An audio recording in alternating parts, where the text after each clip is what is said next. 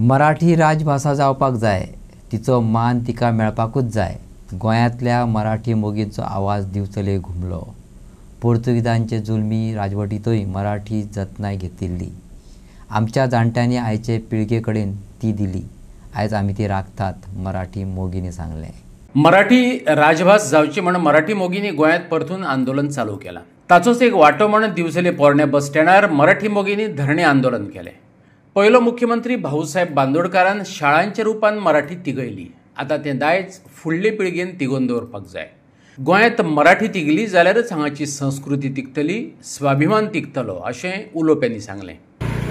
आज जे आंदोलन चालू आहे सबंध गोव्याभर, त्याचा आम्ही पुरस्कार करतो। आम्ही सगळे इथे जमलेले आणि या मराठीला राजदरबारी न्याय मिळावा यासाठी सबंध गोवा एकवटलेला आहे आणि सबंध गोव्यातून एकच हुंकार आहे की मराठी राजभाषा झालीच पाहिजे आणि तिचा मान तिला मिळालाच पाहिजे।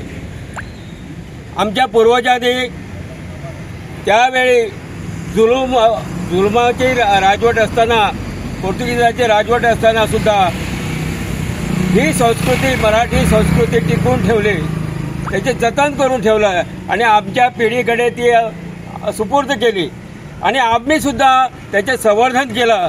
आज आम्हाला गर्व आहे की आम्ही त्याचे संवर्धन करू। आज आम्हाला मराठीचा उदो होत असलेलं पाहायला मिळालं। दुसरी गोष्ट म्हणजे या गोमंतकात खेडेपाड्यात